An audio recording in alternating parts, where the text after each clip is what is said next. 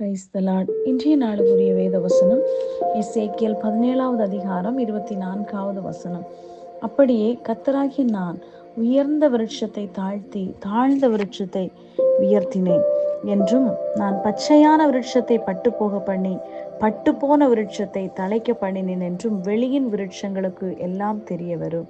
கர்த்தராகிய நான் இதை சொன்னேன், இதை நிறைவேற்றினேன் என்று உரைத்தார் என்று சொல் என்றார்.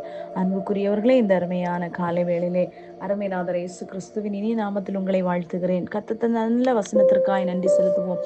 பாருங்கள், கர்த்தராகிய நான் இதை சொன்னேன், இதை நிறைவேற்றினேன். உங்களுடைய வாழ்க்கையிலும் கூட அநேக வாக்கு தத்தங்களும், அநேக கர்த்தருடைய வார்த்தைகளும், அநேக தீர்க்க தரிசனங்களும் உங்களுடைய கரத்திலே கர்த்தர் தந்திருக்கிறார். இல்லை என்றால் உங்களுடைய வாழ்க்கையிலே அத்தனை நிறைவேற்றின காரியங்களுக்காக நன்றி சொல்ல பழகிக் கொள்வோம். பாருங்கள், எதை சொன்னாலும் மனிதன் சொன்னால் மாறி போகிறவன், ஆனால் கர்த்தருடைய வார்த்தையில் ஒன்றாகிலும் ஒரு நாளும் மாறுவதில்லை என்று கர்த்தருடைய வசனம் நமக்கு ஆழமாய் சொல்லுகிறது.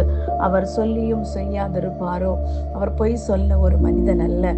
அன்புக்குரியவர்களே, இந்த நாட்களிலே ஏதோ ஒரு காரியத்தை குறித்து ஐயோ இது நடக்கவில்லையே, இல்லை என்றால் என்னுடைய வாழ்க்கையில என்றைக்கும் துன்பமாய் காணப்படுகிறது, இல்லை பிரச்சனையாய் காணப்படுகிறது. பாருங்கள், நாம் பார்க்கும்போது சில நேரங்களிலே சில சூழ்நிலைகளை பார்க்கும்போது நன்மையாய் தோன்றுகிறது போல இருக்கும். ஆனால் கர்த்தர் அனுமதிக்காத ஒன்று நம்முடைய வாழ்க்கையிலே நாம் ஏற்றுக்கொள்வோம், ஆனால் அது தீமையை கொண்டு வரும். கர்த்தர் அனுமதிக்கிற ஒரு காரியத்தை அவர் ஒரு நாளும் துக்கத்தினால் வாட விடுகிற தெய்வம் அல்ல.